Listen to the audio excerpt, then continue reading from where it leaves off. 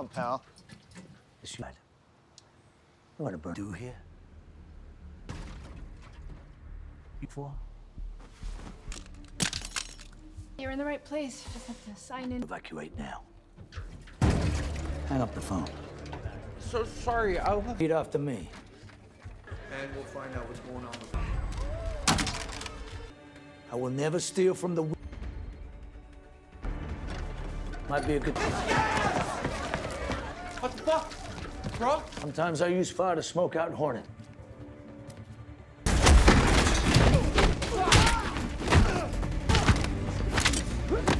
But you feel really proud of you. Garnett? It's a phishing scam. Promise you.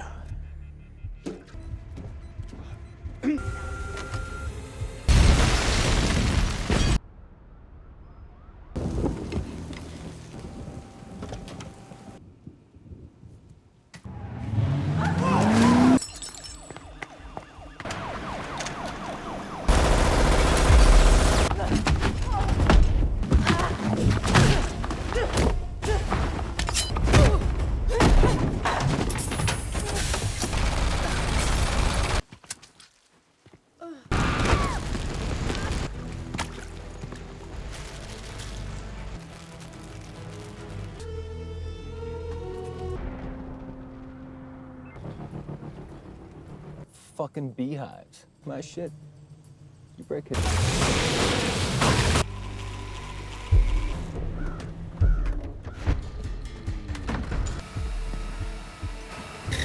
fucking hiding, bitch! Go!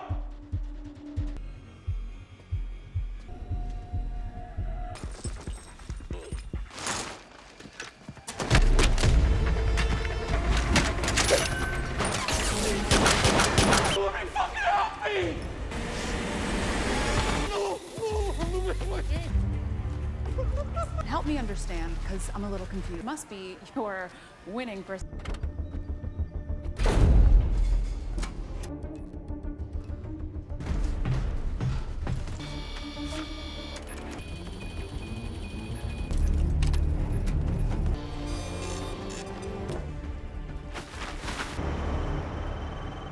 All weapons front on entry. Power down, my federal. Feel free to call. Let's go. I love it. Now, everybody, listen up. Place prints money. No one To you, but Bin Laden's been dead for a while. You might call my boss. Nobody should be on comms watching. It's a federal law enforcement operation. Smoke them out. Was. Currently, I go by uninvolved. But it is...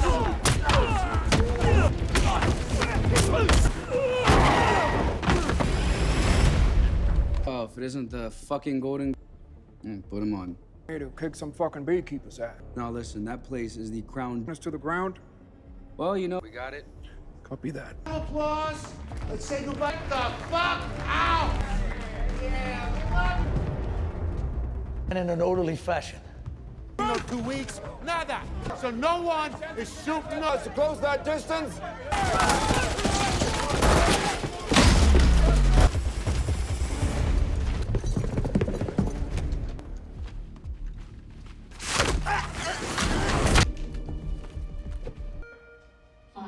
Who you working for?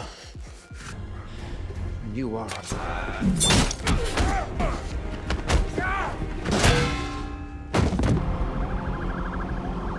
Dan, what the hell happened? I'm waiting more men to roll in. Bad idea.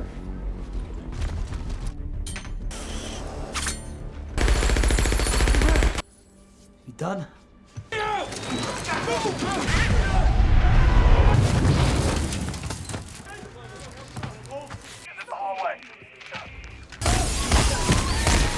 Please don't kill me.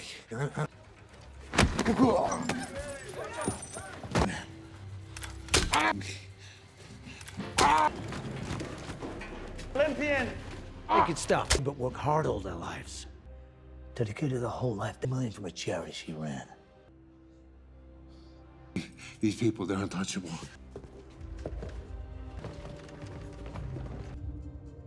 I told you.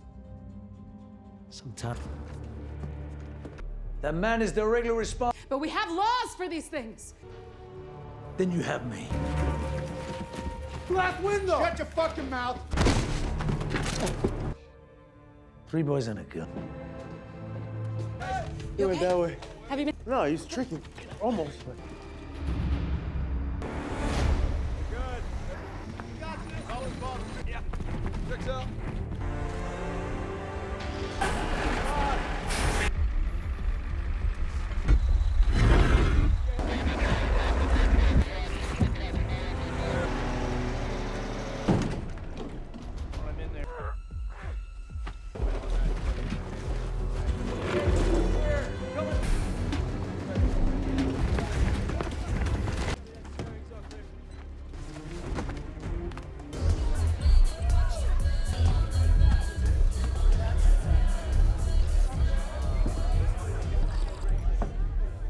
You got caught riding dirty.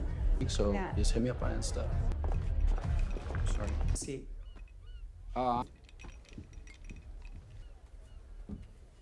Flagged his concerns, a source of my campaign funds. Here with United. How about a 9 Type role. This is the blockchain. algorithmic.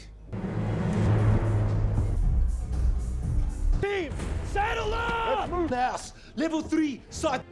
Now turn the fuck around. Negative.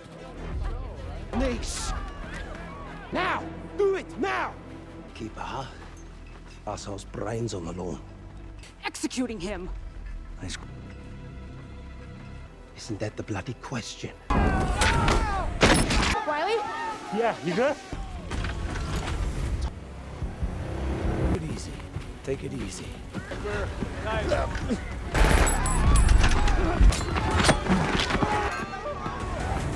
I was just trying to get you into office. Father built an empire. Better world. Okay, right. Needed to win. 15 of 20 county. Came from, and all the people. Are at the fucking door right now. They're gonna choose the right way forward. That's me. Everything. Well.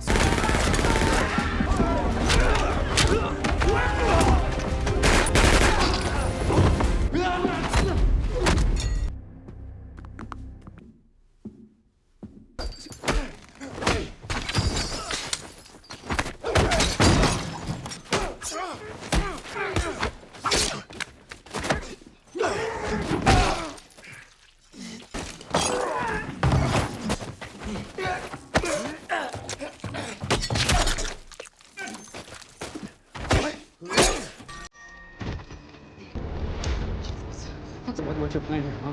Just be here and tell us. I'm fired up. Prove the point. It's just personal. You made to live in the real world. Come to be elected. It's not fashionable. My view.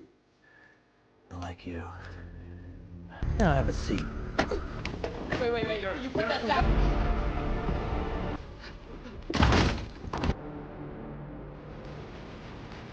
Discuss this.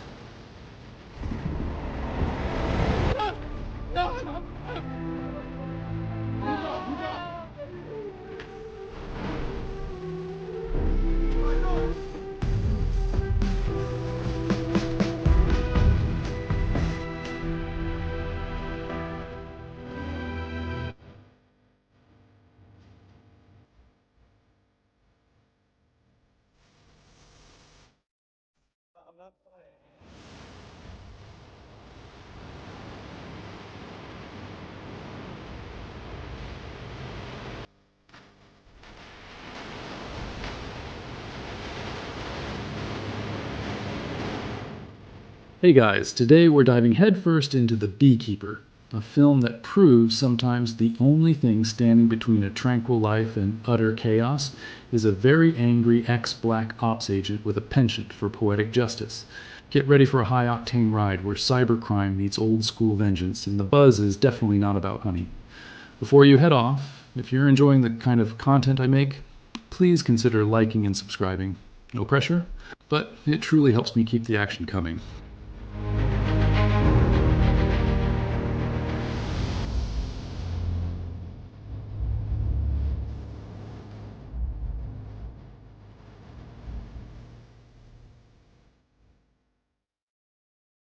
Our story begins with Adam Clay, a man living a deceptively peaceful life as a beekeeper in the quiet countryside. His days are filled with the gentle hum of bees, a stark contrast to the life he once led, though we don't know the full extent of that past just yet. He's renting a barn from a kind, older woman named Eloise Parker, and their simple neighborly bond is truly heartwarming. Cut to Eloise, who, like many of us trying to navigate the digital jungle, receives an email she thinks is legitimate. It's a classic phishing scam, but masterfully executed, hitting all the right emotional buttons. We see the ominous glow. Of her screen as a series of pop-ups bombard her, tricking her into revealing sensitive information. The urgent ping of notifications, the whir of her computer as she frantically tries to undo the damage, but it's too late. Her life savings gone. Just like that, years of hard work, financial security, evaporated by a few clicks and a cunning scheme. The silence in her room after the final devastating transaction is deafening, heavier than any explosion. The weight of the betrayal and the complete financial ruin is too much for Eloise. In a tragic, heartbreaking moment, she takes her own life. Adam, sensing something is amiss when she doesn't answer his calls, goes to check on her. The quiet creak of the door as he enters, the ominous silence within the house. He finds her, a scene that instantly shatters his tranquil world. The look on his face isn't just sadness, it's a deep, rumbling fury. He doesn't need a detective's badge to know what happened. The open computer screen, still displaying the remnants of the scam, tells him everything. As the police and paramedics arrive, the emotional impact is palpable. Adam stands apart, a silent, seething presence, the hum of his bees replaced by the insistent siren wail in the distance. This isn't just a random crime, it's personal. And for a man with Adam's past, personal often means brutally effective retribution. Consumed by grief and a righteous anger that feels like a physical ache, Adam withdraws to his barn. This isn't just about justice for Eloise. It's about eradicating the disease that took her. He pulls out a surprisingly ancient flip phone and a clunky laptop. Because, apparently, if you want to bypass modern surveillance, you go retro. The click-clack of the keys is deliberate, methodical, as he begins to trace the digital breadcrumbs left by the scammers. The scene highlights his almost primal connection to the hive, understanding the intricate web of connections and who the queen bee truly is. He speaks in cryptic, low tones, his voice a gravelly murmur, revealing that his peaceful beekeeper facade hides a deep, dangerous expertise. This isn't just some tech-savvy vigilante. This is a man who understands systems, flaws, and how to exploit them with deadly precision. He's not looking for an apology. He's looking for the source, and he's going to find it. Adam's investigation leads him to an unassuming but massive call center, a veritable hive of villainy, buzzing with scam artists preying on the vulnerable. He doesn't bother with subtle approaches. Instead, he drives a truck straight through the entrance. The shattering crash of glass and concrete announces his arrival. Chaos erupts. Screams pierce the air, but Adam moves with chilling purpose. The thud of bodies hitting. The floor, as he expertly disarms guards, is almost poetic in its brutal efficiency. We see the sheer terror in the eyes of the young, often clueless employees who are just cogs in this terrible machine. Adam navigates the maze of cubicles, each clack of his boots on the floor a pronouncement of doom. He's not there to negotiate. He's there to dismantle. Finding the server room, he reveals his truly spectacular and explosive method of canceling their operation. The building trembles from the ensuing explosion, a fiery punctuation mark on his first act of vengeance. Talk about a bad day at the office.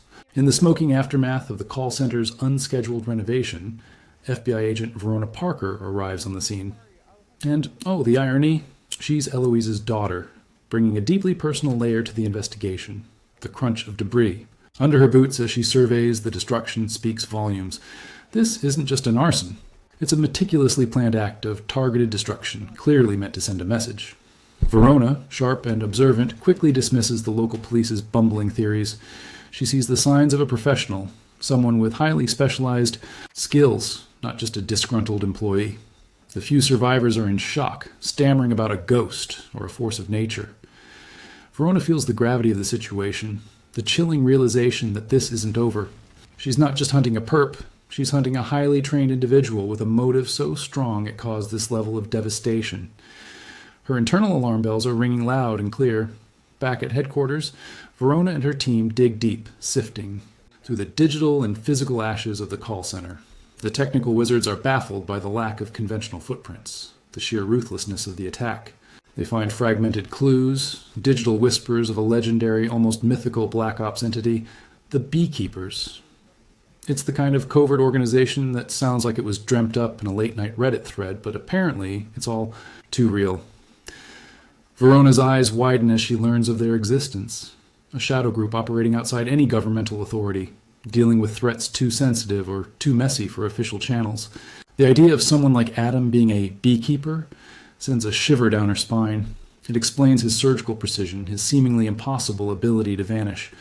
The rapid clicks of keyboards fill the room as they try to cross-reference databases, but Adam Clay is a ghost, leaving only destruction in his wake. Her personal quest for justice for her mother now merges with a federal hunt for a ghost. Adam, meanwhile, isn't waiting for the FBI to catch up.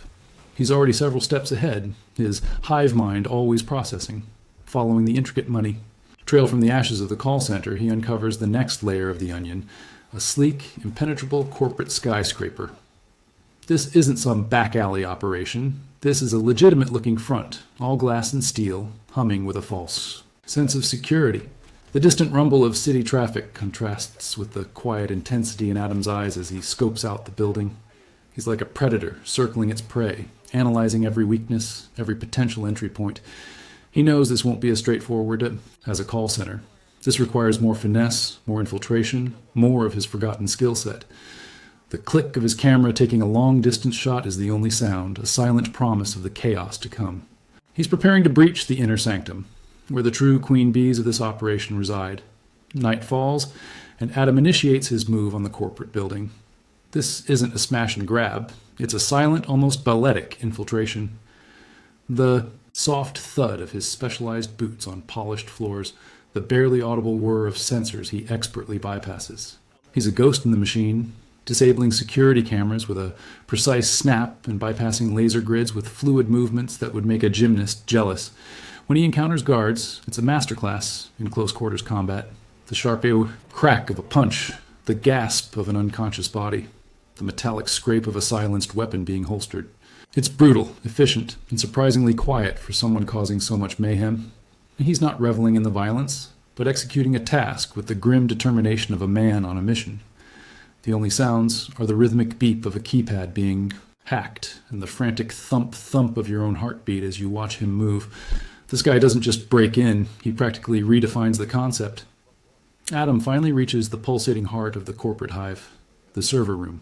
The low, incessant hum of the machines fills the air, a symphony of digital secrets. And her FBI team swarm the corporate building, met with another scene of carefully orchestrated chaos. The shattered glass and unconscious guards are a familiar calling card. This time, however, Adam left just enough crumbs for them to follow. Through some clever forensic work and a bit of luck, they uncover his identity, Adam Clay. The name sparks an immediate, almost mythical resonance within the intelligence community. He's the ghost story agents tell over bad coffee. Verona now knows not only who she's hunting, but what he's capable of. The file on the Beekeepers is officially opened, its contents chilling. She understands the stakes are escalating. Adam isn't just seeking vengeance, he's unraveling a conspiracy, far larger than her mother's death. The urgent chatter of radios fills the air as the hunt for Adam Clay shifts into high gear, a pursuit that now feels less like an investigation and more like a desperate race against an unstoppable force. Meanwhile, far from the shattered glass and police sirens, we're introduced to the true architect of this digital mayhem, Derek Danforth. He's the kind of guy who makes you instantly want to throw popcorn at the screen.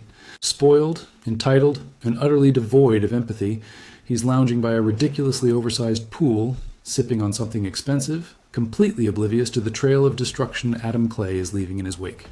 The true puppet master behind. Him is his mother, Wallace Westwild, the president's chief of staff, a woman whose power runs so deep it makes the Titanic look like a bathtub toy. Her voice is calm, controlled, but there's an undeniable steel behind it as she dismisses the nuisance of the Beekeepers. The clink of ice in Derek's glass, the distant laughter from a party, all highlight the stark contrast between their opulent, protected world and the brutal reality Adam is creating. This isn't just about money, it's about untouchable power and the arrogance that comes with it. With the downloaded data as his compass, Adam embarks on a series of smaller, but no less impactful strikes. Each name, each address leads him closer to the apex predator.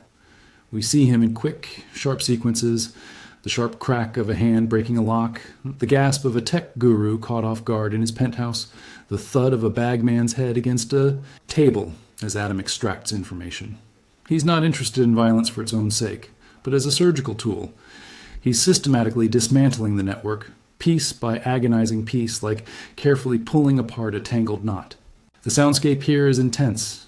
The frantic beeping of a stolen phone, the rustle of discarded files, the low, insistent demand in Adam's voice as he interrogates. He's a one-man wrecking crew, cutting through the layers of bureaucracy and criminal enterprise with the efficiency of a hot knife through butter. Each strike sends a tremor through Danforth's carefully constructed empire. Back at the FBI, Verona is hitting a wall. The deeper she digs, the more she finds an invisible shield protecting Danforth and his mother. Her superiors, subtly at first, then more overtly, begin to stonewall her. The nervous coughs and evasive answers from colleagues tell their own story. She realizes the corruption isn't just external, it's infiltrated the very institutions meant to uphold justice. The frustrated sigh escapes her lips as files go missing and crucial evidence is misplaced. She's caught in a terrible bind. She's supposed to catch Adam, but Adam is the only one truly pursuing justice for her mother.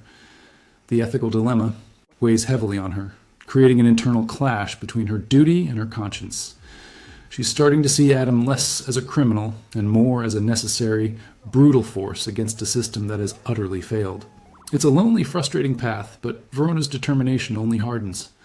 As Adam closes in, Derek Danforth, finally feeling the sting of his impending doom, panics. He calls in the big guns, a squad of highly trained, heavily armed mercenaries.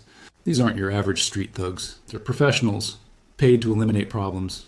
They set up a calculated ambush, perhaps in a gritty urban environment or a desolate warehouse. The sudden rattle of automatic gunfire as they spring their trap, the shatter of glass, the thud of Adam hitting cover. This is a fight for survival, not just information. Adam is outnumbered, outgunned, but never outmatched. The grunt of effort, the sickening crack of bone, the whiz of bullets whizzing past his head. He moves with a desperate primal energy, transforming everyday objects into lethal weapons. He takes hits, the swoosh of a blade narrowly missing him, but he keeps fighting, fueled by the memory of Eloise. He decimates the team, leaving a scene of expertly disarmed and disabled bodies, proving that even a small hive can unleash a powerful swarm.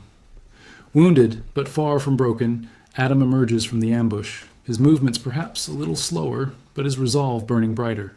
The sharp pang of pain from his injuries only serves to sharpen his focus. He quickly acquires a data chip from one of the mercenaries' high-tech comms devices, because, let's be real, who leaves perfectly good intel just lying around? The faint glow of the chip in his palm confirms his next target. This isn't just about revenge anymore, it's about sending a clear message to anyone who believes they can hide behind power and money. He's driven by an almost singular, unbreakable purpose, a sense of justice that transcends conventional law. He's like a relentless bee, having stung but still seeking the queen. The sound of his own heavy breathing is the only company as he processes the new information, preparing for the final decisive strike. There's no turning back now. The new intel leads Adam to an even more imposing structure, a highly secure, almost fortress-like facility, bristling with advanced defenses. This isn't a public-facing corporate facade. This is where the real dirty laundry is kept. The cold, metallic clang of his grappling hook as he scales the exterior, the whir of hidden cameras he bypasses with practiced ease. This place hums with latent danger, a feeling Adam is intimately familiar with. He's navigating a labyrinth of biometric scanners, pressure plates, and armed guards, each obstacle a testament to the power and paranoia of the people he's hunting. The faint thrum of high-powered servers deep within the building beckons him, promising more secrets, more connections to expose. He's not just a beekeeper, he's a master key, unlocking the darkest corners of a corrupt network. This isn't just about breaking in. It's about exposing the rot from within, one agonizing, dangerous step at a time. Back in her gilded cage, Wallace Westwild, Derek's mother, finally acknowledges the Beekeeper as more than just a nuisance. Her calm veneer cracks, revealing a steely resolve. She contacts her own network, deploying an elite Black Ops team, not just any team, but former colleagues, perhaps even friends of Adam. The crisp, no-nonsense tone of her voice as she gives the orders is chilling. The sound of their boots, a synchronized thud as they move out, signifies a new level of threat. These aren't mere mercenaries. These are highly trained, equally dangerous operatives who understand Adam's tactics, his strengths, and potentially his weaknesses. The stakes are now astronomical. It's an internal conflict for the beekeepers themselves, hive versus hive, in a sense. The air crackles with anticipation of this inevitable clash, as two unstoppable forces are set on a collision course, orchestrated by a woman who believes herself above all laws. The clash is inevitable and utterly spectacular. Adam finds himself cornered by Westwild's elite team, men and women who move with a deadly grace mirroring his own. The sharp whistle of thrown knives, the thump of heavy impacts, the metallic ring of weapons clashing. It's a symphony of controlled chaos. This isn't a brawl, it's a deadly dance, each combatant anticipating the other's moves. Adam fights with a quiet fury, his movements precise and economical, showcasing his unparalleled mastery of close-quarters combat. He uses every trick in the book, every environmental advantage, turning the facility's complex architecture into his own personal arena. He recognizes their training, the subtle tells, perhaps even a familiar fighting style that once belonged to a friend, the grunts of effort, the shocked gasps of his opponents as he exploits their every opening. He's bleeding, bruised, but absolutely relentless, demonstrating why a beekeeper, once unleashed, is an uncontainable force. Meanwhile, Verona finally gets her hands on the irrefutable proof, the kind that makes your stomach drop. The information Adam gathered, perhaps anonymously leaked, lands on her desk, directly implicating Wallace Westwild, the president's chief of staff, in the vast scam. The sharp intake of breath is almost audible as she stares at the classified documents. This isn't just a scam. It's a national scandal waiting to explode. She's at a critical crossroads. Uphold her oath and the corrupt system, or risk everything. By helping Adam expose the truth. The internal struggle is agonizing. Her career, her reputation, even her life could be on the line. But the memory of her mother and the sheer audacity of the injustice pushes her towards the path of righteousness. She makes a choice, perhaps silently, but with absolute conviction, knowing that sometimes, to save the hive, you have to burn down the old, infested one. Adam retreats to a hidden, makeshift base, perhaps an abandoned cabin or an underground bunker. This is his calm before the storm. He meticulously prepares for his final assault on Derek Danforth's heavily fortified estate, a fortress designed to keep the world out and its secrets in. The hiss of a whetstone against steel as he sharpens his blade, the click-clack of weapons being assembled, the soft rustle of tactical gear. Each movement is precise, deliberate, a ritual of preparation for the inevitable. There's a quiet intensity in his eyes, a grim determination that speaks volumes without a single word. He's not just going after a man, he's going after an entire ideology of impunity. He knows this is likely a one-way trip, a final mission to set things right. The air practically thrums with anticipation, knowing that the beekeeper is about to deliver his most potent sting. The stage is set for the grand finale. Adam initiates his infiltration of Danforth's estate, a sprawling high-tech fortress worthy of a Bond villain. The security is astronomical. Armed guards patrolling in armored vehicles, motion-sensing turrets, biometric scanners, and enough laser grids to host a really confusing rave. Adam moves like a shadow, a whisper in the night, navigating the complex. Perimeter. He disarms cameras with a silent click, bypasses pressure plates with gravity-defying leaps, and uses every ounce of his training to evade detection.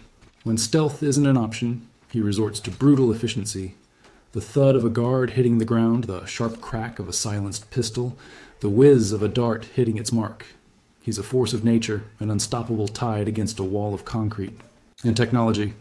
This isn't just breaking in, it's an act of war, meticulously waged by one man against an empire built on deceit.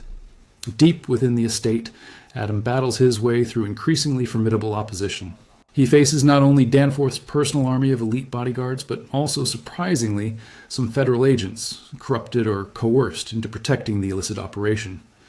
The rapid-fire succession of punches, kicks, and throws creates a symphony of violent motion, The groans of the falling, the metallic clatter of dropped weapons. Adam is a whirlwind of controlled aggression, never wasting a movement, always aiming for maximum impact. He's taking on an entire army, armed with nothing but his skills and an unshakable resolve. The luxurious surroundings, marble floors, antique furniture, become the backdrop for a brutal ballet of destruction. He's not just breaking bones, he's breaking the illusion of invincibility that these people have built around themselves. He's getting closer, and the heartbeat drum of impending confrontation echoes through the grand halls. Adam finally comes face to face with Wallace Westwild. The air in the room is thick with unspoken history and bitter resentment. The hushed tones of their initial exchange are pregnant with meaning, revealing a shared past within the Beekeepers, a twisted mentorship now turned into a deadly rivalry. She tries to rationalize her actions, to appeal to his former loyalty, but Adam is unmoved. His voice is a low, dangerous growl, his resolve impenetrable. The verbal sparring escalates into a brutal personal physical confrontation. The sharp crack of a fist, the gasp of effort, the thump of bodies against expensive furniture. This isn't just a fight, it's a battle of ideologies. A clash between the noble purpose of the Beekeepers and the corruption that Westwild now embodies. He ultimately defeats her, not with malice, but with the cold, precise execution of a duty, leaving her stunned and broken, stripped of her power and dignity. With Westwild defeated, Adam moves to the main prize, Derek Danforth. The scene is almost comically satisfying. Danforth, a sniveling coward beneath his arrogant facade, is found whimpering, surrounded by his shattered illusions of grandeur. The trembling gasp from Danforth, the cold silence from Adam. There's no grand battle here, no epic showdown. Just the terrifying inevitability of a beekeeper coming for his target. Adam doesn't waste words. His grip is like iron, lifting the pathetic man off his feet. The whimper of pure fear from Danforth is a stark contrast to the previous, thunderous battles. Adam delivers his final judgment, swift and brutal, making sure that Danforth pays the ultimate price for his callous disregard for human lives. The thud as Danforth falls is less a defeat and more an extermination, a cleansing of the hive of its most toxic parasite. Justice, in its rawest form, is finally served. In the chaotic aftermath, Verona, having used Adam's intel to justify her actions, finally arrives at Danforth's estate. The scene is one of utter devastation. Shattered glass, unconscious or deceased guards, the smell of gunpowder lingering in the air. The crunch of debris under her boots is a grim soundtrack. She sees the bodies of the corrupt agents, the wreckage of Westwild's power, and finally, the ignominious end of Derek Danforth. There's a visible shudder of horror, but also a flicker of grim satisfaction. Adam Clay has done what the system couldn't, or wouldn't. The magnitude of the corruption, now laid bare, is almost overwhelming. The distant wail of siren signals, the arrival of reinforcements, but for Verona, the real battle, exposing the truth to the world, is just beginning. She's left to pick up the pieces, knowing that the Beekeeper has initiated a seismic shift, and the fallout will be monumental. As the authorities swarm the estate, Adam Clay, true to his nature, has vanished. He's a ghost once more, leaving only a subtle message or perhaps a single symbolic object, a bee, a comb, a piece of his old equipment, for Verona to find. The faint rustle of leaves is the only sound as his silhouette disappears into the pre-dawn mist, melting back into the shadows from which he came. He is the quiet force, the necessary evil, the one who cleanses the infested hive, then retreats. His mission is complete, but his existence continues. He doesn't seek glory or recognition, only a return to the solitude that guards his dangerous past. The whisper of the wind through the trees is his only farewell, leaving Verona with the heavy burden of the truth and the knowledge that some problems require a beekeeper. And so, our journey with Adam Clay, the Beekeeper, concludes. His path, though brutal, forced us to confront the insidious nature of unchecked power and the quiet despair it can inflict. It reminds us that even in the darkest corners of corruption, a single individual, driven by a profound sense of justice, can spark a chain reaction. While the methods were extreme, the film leaves us pondering the fragile balance between order and chaos and what truly constitutes a just system. A thought-provoking sting indeed.